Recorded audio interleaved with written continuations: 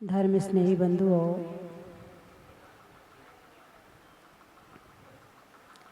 आवश्यकताएं कम हैं, आवश्यकताएं कम हैं और इच्छाएं अनंत हैं। आवश्यकता थोड़ी है और इच्छाएं ज़्यादा है। किसकी? अरे बोलिए ना, मनुष्य की। भाई पशु पक्षी हैं, उनको तो जो मिल गया सो खा लिया, जो स्थान मिल गया तो रह लिया, वो कुछ भी नहीं कर सकते हैं। वो अपनी इच्छाओं की पूर्ति नहीं कर सकते हैं। लेकिन मनुष्य के अंदर ताकत है कि इच्छाएं भी हैं और इच्छाओं की पूर्ति करने की ताकत भी है। लेकिन इच्छाएं आकाश के समान विशाल हैं, उनकी पूर्ति कभी संभव हो ही नहीं सकती है। जैसे समुद्र है, समुद्र के किनारे बैठो, एक लहर आई आई आई आई आई खत्म हो गई, अल्ले दूसरी आ गई। पहली खत्म नहीं हो पाई कि दूसरी आ गई, फिर देखा दूसरी किनारे तक नहीं पहुंच पाई कि तीसरी आ गई। ऐसे सागर में लहरें कब से उठ रही हैं? अनंत काल से। जब से सागर है तब से लहरें हैं। ऐसे जीव के अंदर ये इच्छाएं कब से उठ रही हैं? जब से ये कर्म है साथ में, तब से हमारी इच्छाएं उठ रही हैं। एक इच्छा खत्म नहीं हो पाती, दूसरी इच्छा खड़ी है, दूसरी खत्म नहीं हो पाई, तीसरी खड़ी है, तीसरी खत्म नहीं हो पाई, चौथी खड़ी है। ये एक के बाद एक खड़ी होती जाती हैं और हम इनकी पूर्ति करते जाते हैं। फिर दूसरी, फिर तीसरी, फिर चौथी, फिर पांचवी, और करते करते हम यहाँ तक पहुँच गए हैं। खत्म हुई? अरे बोलिए ना भाई। जब पिछले वर्ष गर्मी आई थी, देखो जी अब तो गर्मी शुरू हो गई, आम ले आओ ना। अब इच्छा हो रही है खाने की, ठीक है, पूरी गर्मी आम खाए। इच्छा खत्म हुई? अरे बोलिए ना, नहीं हुई। शाम को आपने पूड़ी बनाई, अब सुबह क्या खाना उसकी तैयारी, दूसरी इच्छा। फिर शाम को, फिर सुबह के बाद फिर शाम की तैयारी, शाम के बाद फिर सुबह की तैयारी। आज तक पूरी हुई? इतना खा लिया और इतने साल से खा रहे हैं, आज तक इच्छा पूरी हुई? नहीं हुई। यानी इच्छाएं पूरी होती ही नहीं हैं। क्या? इच्छाएं कहते ही उसे हैं कि जो कभी पूरी नहीं होती है। तो फिर ऐसा क्या करें कि इच्छाएं ना हो?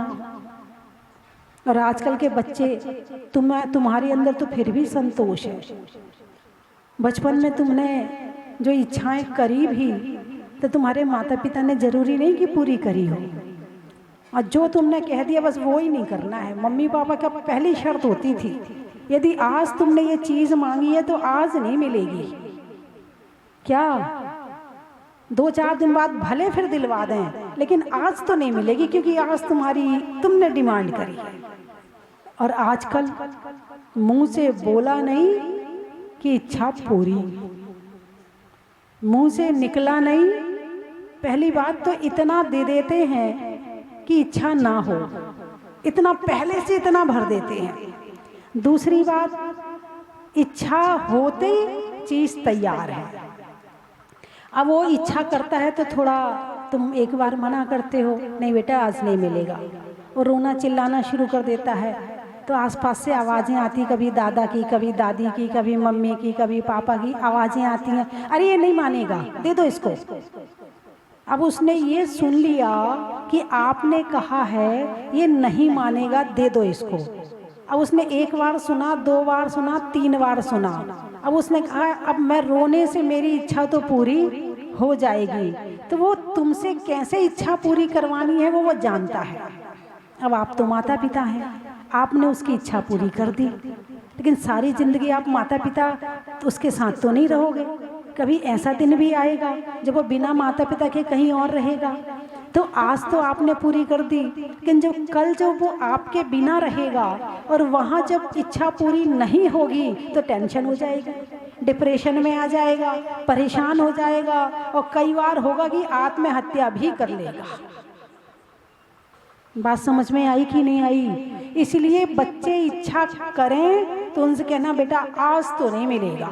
उनके माइंड को इस तरह से सेट करें, क्योंकि माइंड को जैसा सेट करना चाहो, यदि माइंड को सेट किया है आज चतुर्दशी है, आज उपवास करना है, माइंड सेट हो गया, भोजन की इच्छा नहीं करेगा। क्यों नहीं करेगा? माइंड सेट है। क्या सेट है? आज भोजन नहीं मिलना, आज चतुर्दशी है। बस ऐसे ही माइंड को जहाँ सेट कर दोगे ये वैसा सेट हो जाएगा। तुमने सेट कर दिया ये नहीं मानने वाला है, तो उसने अपना माइंड सेट कर लिया है कि अब हम मानेंगे नहीं और ये तो हमें दिलवाएंगे जरूर। समझ गए ना? चाहे खाने की इच्छा हो, चाहे पीने की इच्छा हो, आप कैसे सेट कर सकते हो वो आप देखो। मैं ये नहीं कह रही कि आप अपने बच्चों को परेशान करो, लेकिन मैं ये जरूर कहूँगी आप अपने बच्चों में अच्छे संस्कार डालो। एक लड़की जो अपनी इच्छाएं पूरी करवाती रहती है, वही लड़की जब ससुराल जाती है और वहाँ जब इच्छा पूरी नहीं होती है तो तुम्हारे घर वापस आ जाएगी। तो उसको घर में वापस बुलाने में किसका किसका हाथ है? अरे बोलिए ना, माँ बाप का। पहले सेट कर दो बेटा, इच्छा ज्यादा मत करना।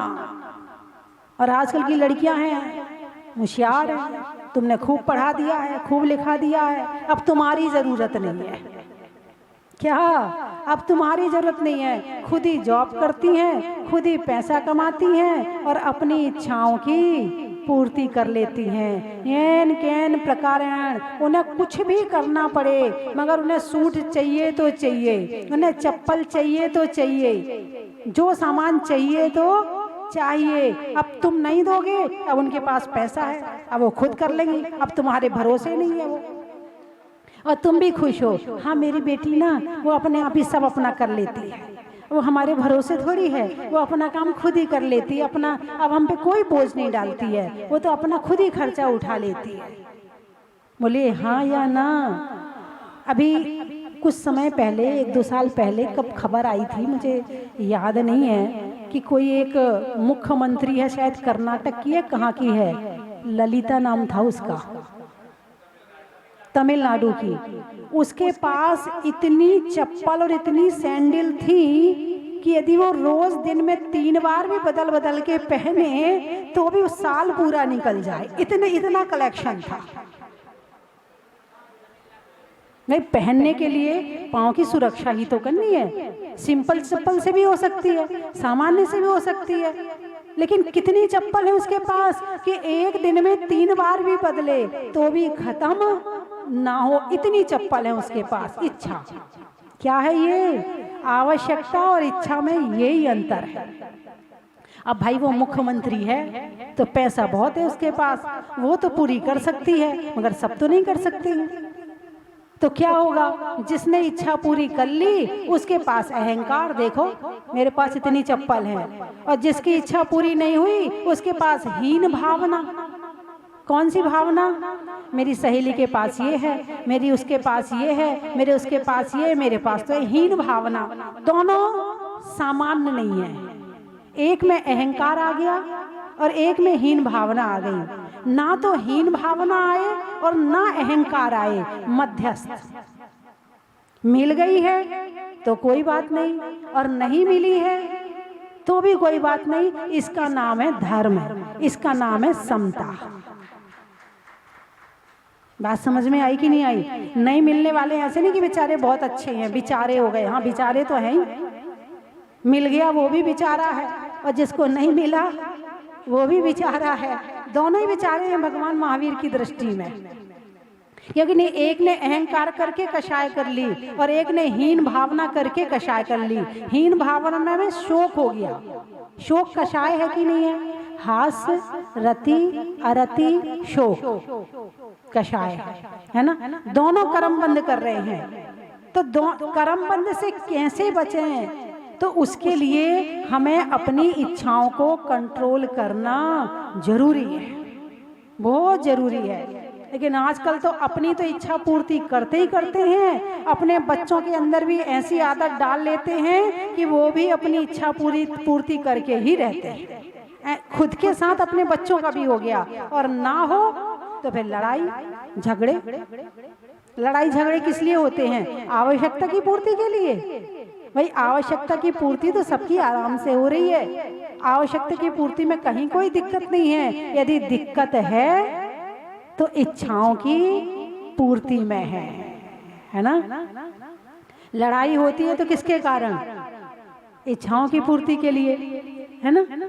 एक बार एक लड़का शर्ट सिलवा के लाया। क्या? शर्ट सिलवा के लाया। उसका जन्मदिन था, कई दिन से माँ के पीछे लगा था, मुझे आपसे गिफ्ट चाहिए, जन्मदिन के दिन शर्ट लूंगा। माँ ने कपड़ा दिलवा दिया, सिलवाया, लेके आया घर और लाकर उसने रख दी और किसी काम से चला गया कि शाम को जब मेरे दोस्त आएंगे तब शाम को नई शर्ट पहनूंगा। उसका भाई 1 साल बड़े छोटे थे, ज़्यादा बड़े छोटे नहीं थे। वो आया, अच्छा भैया की नई शर्ट आ गई, उठाया और फटाफट पहन लिया। अब वो पहन के निकल गया बाजार में। अब वो लौट के आया दूसरा वाला, मेरी शर्ट कहाँ है? देखा तो वो सामने भाई पहन के चला आ रहा है। और उसे इतना गुस्सा आया, इतना गुस्सा आया। पहले तो दोनों में खूब झगड़ा हुआ, ये सच्ची घटना बता रही हूँ। पहले तो दोनों में खूब झगड़ा हुआ और झगड़ा होने के बाद जिसकी शर्ट थी उसने आत्महत्या कर ली। सच्ची घटना है ये बिल्कुल। क्यों कर ली भाई? जन्मदिन। पहले जन्मदिन मनाया जाता था, पहले तो पता ही नहीं चलता था कब आता था, अब कब चला जाता था। अब घर में होते थे 8, 10, 12, हर महीने जन्मदिन आएगा। अब तुम्हारा होता है वो एक ही, तो साल भर इंतजार करते हो, खूब जन्मदिन मनाते हो। तो एक ये पहले ये त्योहार नहीं था, ये नया त्योहार बन गया है जन्मदिन का। मेरा बर्थडे आ रहा है, मेरा बर्थडे आ रहा है, मेरा बर्थडे आ रहा है। अरे भाई ये बर्थडे आ रहा क्या है? मनुष्य पर्याय मिली है, खुशी है, थोड़ी नहीं बहुत ज्यादा खुशी है, लेकिन इसका उपयोग तो करो। इसका उपयोग क्या कर रहे हो? वापस मनुष्य पर्याय मिलेगी ऐसा उपयोग कर रहे हो, या हम इससे और नीचे चले जाएंगे ऐसा उपयोग कर रहे हो? यदि ऊपर का उपयोग कर रहे हो तो आप अच्छा चलो मना लो, कोई बात नहीं है। धर्म करते हो, पूजा करते हो, अभिषेक करते हो, आहार दान देते हो, मंदिर बनवाते हो, आप सारे काम करते हो तो अच्छी बात है, कोई बात नहीं है। तो उपयोग सही है इस जीवन का, इस मनुष्य शरीर का, इस तन का। तो आप बर्थडे मना भी रहे तो भी चलो कोई बात नहीं है। और आप ना तो मंदिर जाते हो, ना पूजा करते हो, ना अभिषेक करते हो, ना साधुओं की सेवा करते हो, ना प्रवचन सुनते हो, ना आहार देते हो, ना मंदिर बनो, कुछ भी नहीं करते हो और फिर बर्थडे मनाते हो, तो तुम्हारा मनाना बेकार है। क्योंकि जिसका बर्थडे मना रहे हो वो दोबारा मिलने वाला नहीं है। मना ले भाई, मना ले, दोबारा नहीं मिलेगा। मना ले, इस बार तो मना ले, अगले बार नहीं मिलेगा। तो इच्छाओं को कंट्रोल करें। किसको कंट्रोल करना है? दुखी करने वाली कौन है? इच्छाएं हैं। दुख कम करना है कि नहीं करना है? दुख कम करना है तो इच्छा कम करो, और दुख बढ़ाना है, अरे बोलिए ना, इच्छाएं बढ़ाओ, है ना। इन्हीं इच्छाओं को सीमित करने के लिए अणुव्रत होते हैं, जिस पर अपनी चर्चा चल रही है अणुव्रतों पर, कि इच्छाओं को कंट्रोल करने के लिए कौन है? अणुव्रत है। अपने अहिंसा अणुव्रत, सत्य अणुव्रत, अचौर्य अणुव्रत पर चर्चा हो चुकी है। क्योंकि यदि जिसकी इच्छाएं कंट्रोल हैं वो चोरी नहीं करेगा, जिसकी इच्छाएं कंट्रोल हैं उसे झूठ बोलने की जरूरत नहीं पड़ेगी, जिसकी इच्छाएं कंट्रोल हैं वो हिंसा भी नहीं करेगा, है ना। और ब्रह्मचर्य अणुव्रत, चौथा अणुव्रत कौन सा है? ब्रह्मचर्य अणुव्रत। इसमें क्या कंट्रोल किया गया है? इसमें काम कंट्रोल किया गया है। इसमें स्पर्शन इंद्रिय संबंधी इच्छा कंट्रोल की गई है। कैसे की गई है? ब्रह्मचर्य अनुव्रत जो मुनिराज होते हैं वो उत्तम ब्रह्मचर्य के धारी होते हैं, और जो श्रावक होता है वो ब्रह्मचर्य अनुव्रत का धारी होता है। आप देखिए, ब्रह्मचर्य भी दे दिया, अनुव्रत भी दे दिया, और उस जो आपकी इच्छा पूर्ति है वो भी करवा दी। यानी अपनी पत्नी को छोड़कर समस्त माता बहनों को माँ, बहन और बेटी के समान समझना, ये ब्रह्मचर्य अनुव्रत है। और अपने पति को छोड़कर समस्त जो पुरुष हैं उनको पिता, भाई और बेटे के समान समझना। तो इससे क्या होता? ऐसा कर लिया तो क्या होगा? इसका फल क्या है?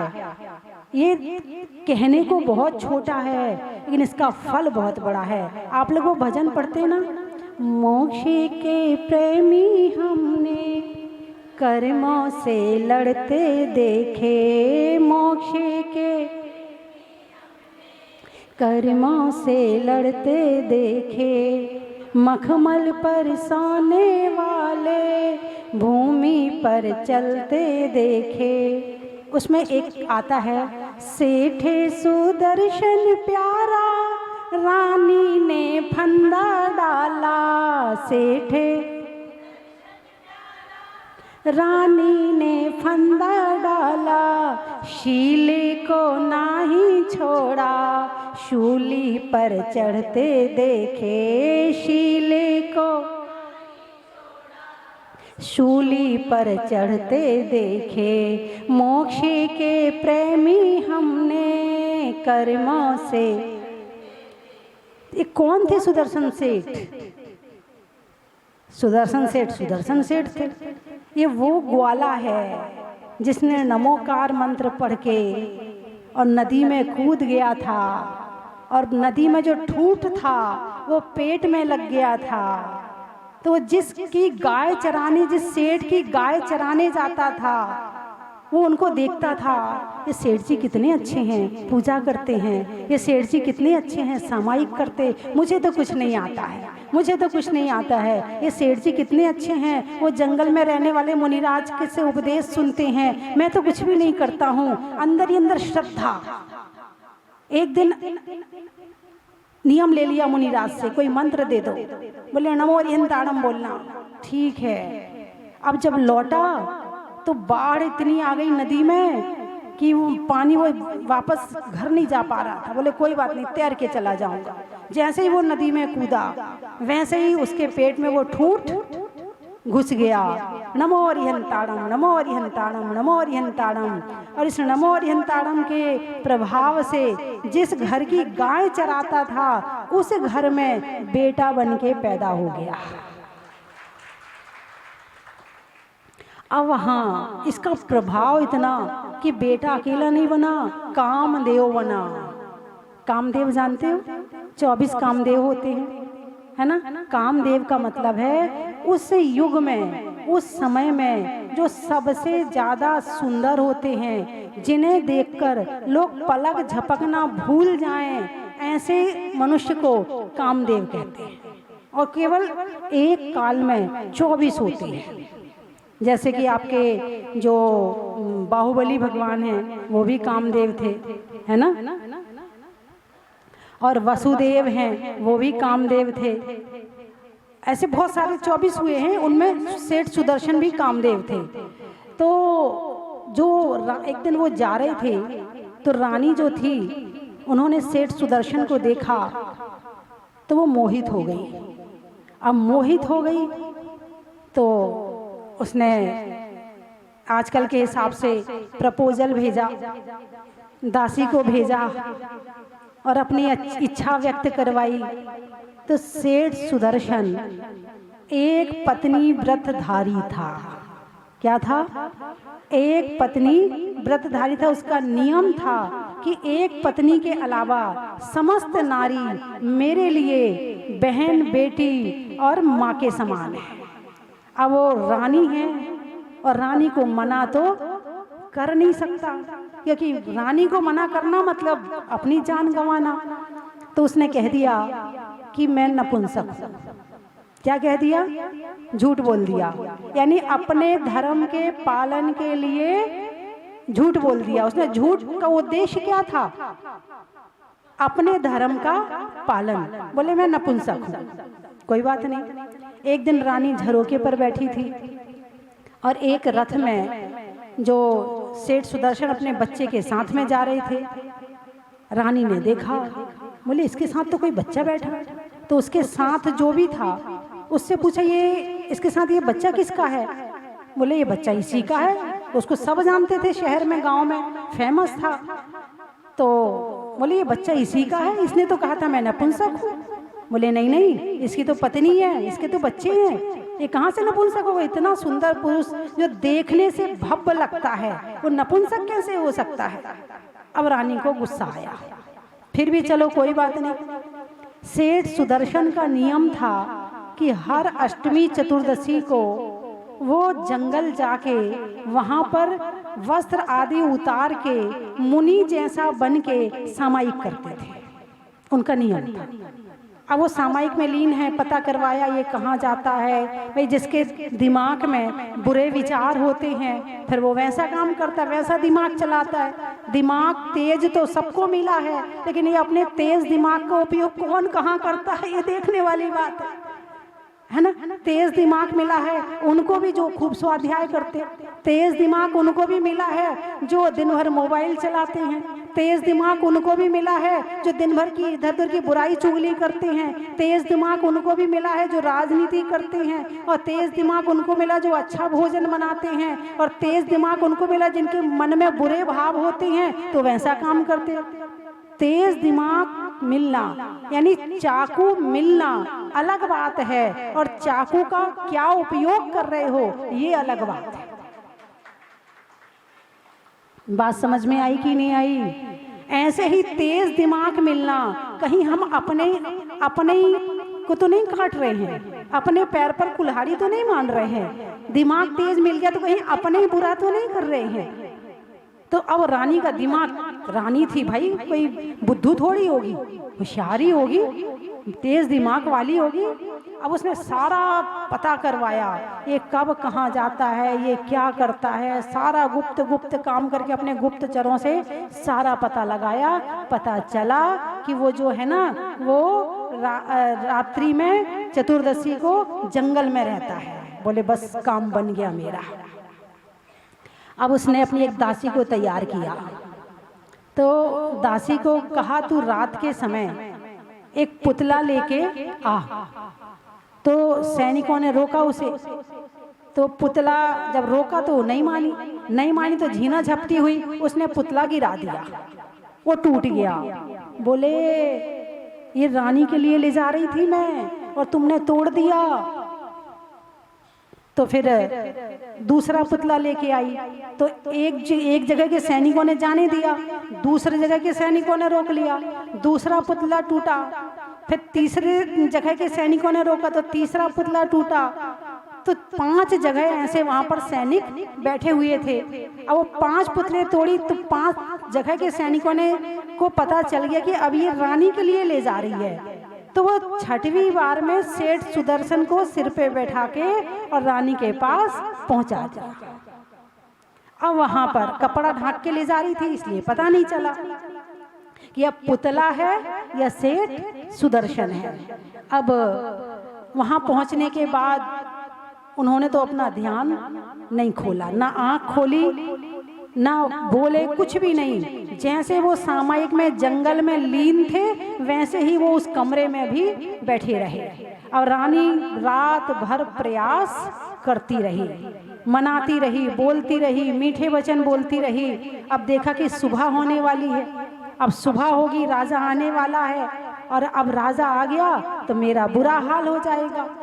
अब जैसे ही राजा के आने का टाइम हुआ उसने अपने कपड़े फाड़ लिए और राजा के सामने जाके रोने लगी, गिड़गिड़ाने लगी, आप आ गए, नहीं तो मैं बचने वाली नहीं थी। ये तुम्हारे यहाँ का सेठ इतना गंदा है, ये सेठ ने मेरे साथ में ऐसा किया है। सेठ ने फिर भी आंख नहीं खोली। ऐसा करने के बाद देखो कैसी आंख बंद करके बैठा हुआ है, बोल भी नहीं रहा है। आप तो इसको फांसी चढ़वाओ।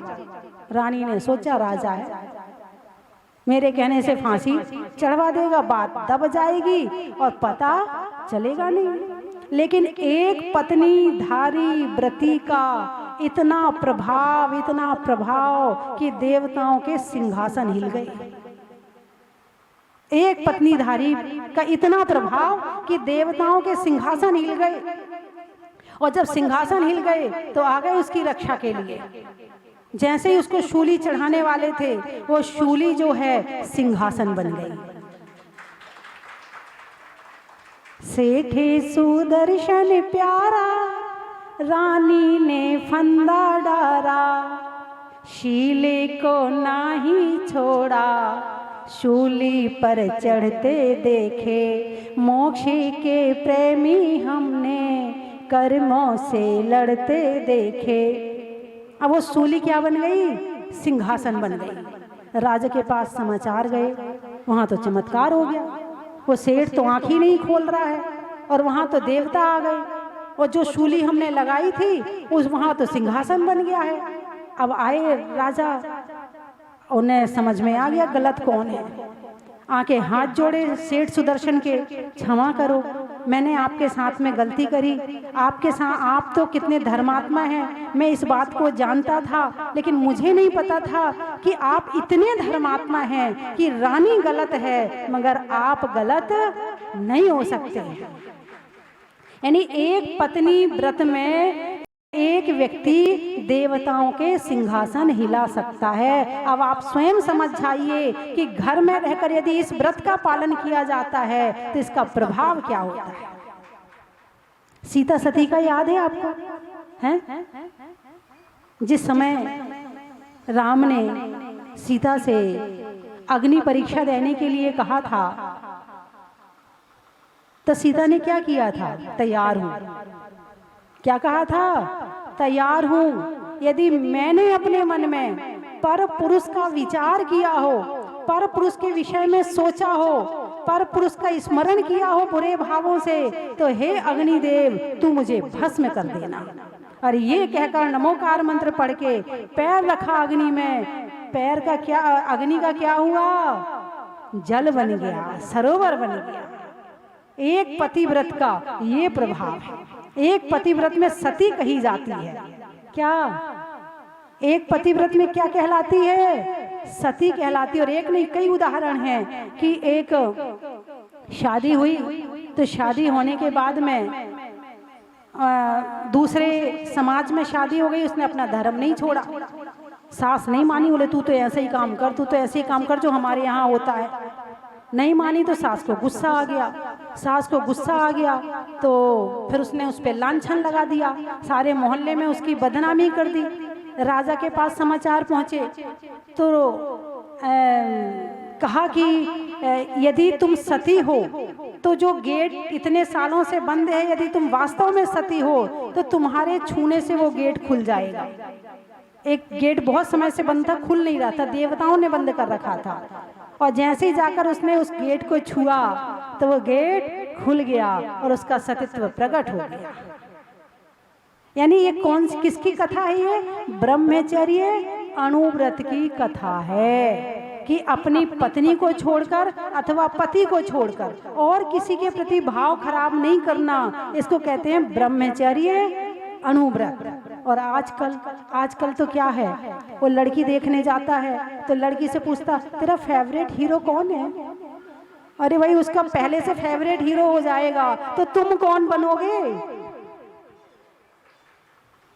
वो उससे पूछे तुम्हारी फेवरेट हीरोइन कौन है, मैं वैसे ही तैयार होके आऊंगी। अब उसकी फेवरेट हीरोइन हो जाएगी तो फिर तुम क्या बनोगी? बात समझ में आएगी नहीं आई? कहने का अभिप्राय मेरा ये है कि वर्तमान में इस व्रत का भी यदि पालन किया जाए तो भी बहुत सारा फल प्राप्त होता है। तो भाई इसको क्यों करवाया जा रहा है? बस वही बात है कि आवश्यकता की पूर्ति तो संभव है मगर इच्छाओं की पूर्ति संभव नहीं है। और यदि कोई पराई स्त्री के साथ में यदि भाव खराब करता है तो कितनी तो टेंशन करनी पड़ती है, कितने विचार करने पड़ते हैं, कितना सोचना पड़ता है, कितनी मायाचारी करनी पड़ती है, कितनी लुका छिपी करनी पड़ती है, कितने भाव दबाने पड़ते हैं, है ना, कितना झूठ बोलना पड़ता है, तब कहीं जाके ये काम होता है। और जितने काम ये सब किए उससे पाप का बंध होता है।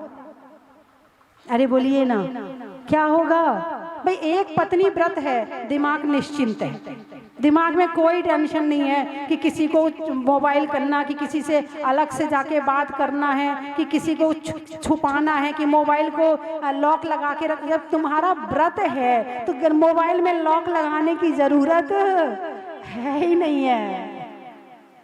मोबाइल में लॉक किसको लगाना पड़ता है? जिसको कुछ छुपाना पड़ता है। और छुपाना क्या है? वो पाप ही छुपाएगा, पुण्य के कौन छुपाता है बताओ? अब यदि यहाँ पर आपने कहा कि भाई यहाँ पर ये जो केशवराव पाटन में अब इस मंदिर का जीर्णोद्धार हो रहा है, नवीनीकरण हो रहा है, विस्तारीकरण हो रहा है, इसमें अब मुझे 21,000 रुपये दान करने हैं, तो छुपाओगे क्या? हैं? अच्छा, मैंने पूजा करी, छुपाओगे क्या? मैंने अभिषेक किया, छुपाओगे क्या? मैंने आज आहार दान दिया, छुपाओगे क्या? अरे बोलिए ना, छुपाओगे क्या? कौन? पाप छिपाया जाता है, पुण्य नहीं छिपाया जाता है। तो मोबाइल में लॉक कौन लगाता है? पानी की धार का, शास्त्रों में समय सार का, और केशवराव पाटन में होने वाले मंदिर के उद्धार का।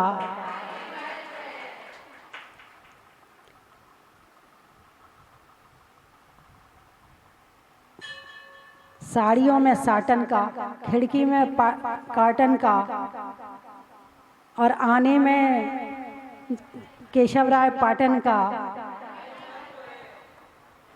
चंद्रमा में गुरुत्वाकर्षण का, भौतिकता में आकर्षण का, और भगवान के दर्शन का, गर्मी में दही का, दुकान में बही का, और आने वालों में देही का।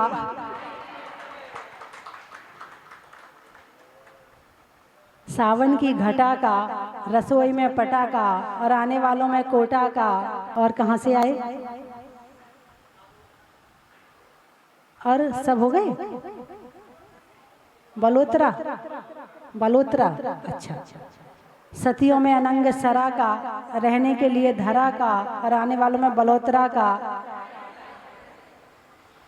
तो मैंने सोचा कि 10-20 महिलाओं के नाम आए हैं, तो मैं चाहता हूं माता जी रोज 10-20 महिलाओं के नाम टीवी के माध्यम से आए। पारस चैनल पे 2 नाम दे दो मुझे, कोई से भी, पंडित जी के या जिसके भी है माता जी, वो पट्टी बना के अपन टीवी में चला देंगे कि ऐसी योजना रखी है कि केशवराव पाटन जो 2,500 वर्ष पुराना मंदिर है, उसका निर्माण कार्य चल रहा है। जो भी महिलाएं अपना नाम देना चाहें वो इस नंबर पे दे सकते हैं। तो आज शाम को 5:40 पे जब माता जी के प्रवचन आते हैं, उस समय वो नाम कोई भी महिला अपने फोन करके उस नंबरों पे सूचना दे सकते हैं, और वो आपकी दूसरे दिन यहाँ पे घोषणा उस महिला की यहाँ पे सुबह प्रवचन में हो जाएंगे, और शाम को टीवी में आपका नाम आएगा। उनकी तरफ से शांति धारा में नाम बोला जाएगा। उनकी तरफ से शांति धारा में नाम बोला जाएगा। तो मैं सभी भारतवर्ष की महिलाओं से ये निवेदन करना चाहता हूँ कि ये जो 2,500 वर्ष पुराना केशवराव पाटन का मुनि सुतनाथ भगवान का जो मंदिर है, इसका निर्माण कार्य शुरू हो गया है। सभी से निवेदन है, कृपया अपना जैसा हमारी गुरु माँ का भावना है कि सबका यहाँ पे द्रव्य लगे, चाहे कम लगे या ज्यादा लगे, सबका 1 रुपया भी बहुत अमूल्य होता है। माता जी कहती है कि जब इतिहास में नाम लिखा जाता है तो उनका नाम लिखा जाता है जो आग बुझाने वाले होते हैं, आग लगाने वाले में नहीं। चिड़िया एक एक बूंद अपना देके आग बुझाती है। तो इसी प्रकार इस केशवराव पाटन के मंदिर में आप सभी का नाम इतिहास में दर्ज होगा। 50 रुपए पर डे प्रति दिन के हिसाब से निकाल के 20वें तीर्थंकर मुनि सुतनाथ भगवान के दरबार में 20,000 रुपए का अंश देकर आप अपना नाम अंकित करा सकते हैं। इन्हीं भावनाओं के साथ माता जी के चरणों वंदन में जय जिंद। जब पहली बार भगवान प्रकट हुए थे भूगर्भ से, तब से मैं यहाँ पे आ रहा हूँ, और जब भी समय मिलता है तो मैं परिवार के साथ या मैं अकेला भी आ जाता हूँ यहाँ पे। सुबह आते हैं 3-4 बजे रवाना होते हैं, फिर भगवान के अभिषेक करते हैं और भगवान के अभिषेक करके फिर वापस जयपुर चल जाते हैं। लेकिन यहाँ आके बहुत अच्छा लगता है। मंदिर की सीढ़ियाँ चढ़ने से ऐसा लगता है कि एकदम पॉजिटिव एनर्जी आ रही है। आप सबको भी यहाँ पे आना चाहिए।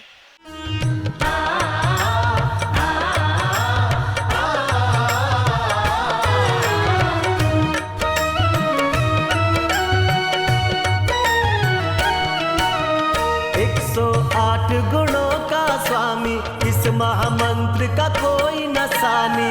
108 गुणों का स्वामी, इस महामंत्र का कोई न सानी।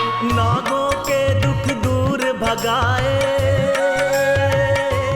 कंचन की थाल को सजाओ रे आज, रत्नों की थाल को भर लाओ रे आज। आओ आओ करे रे गुणगान आरती भगवन की।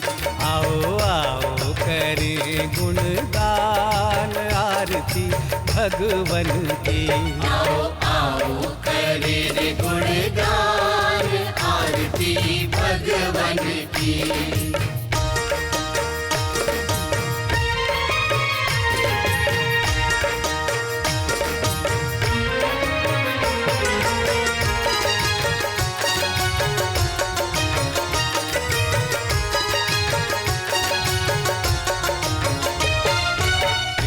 सुमित्र के राज दुलारे, माँ पद्मा जी के नैनों के तारे। पिता सुमित्र के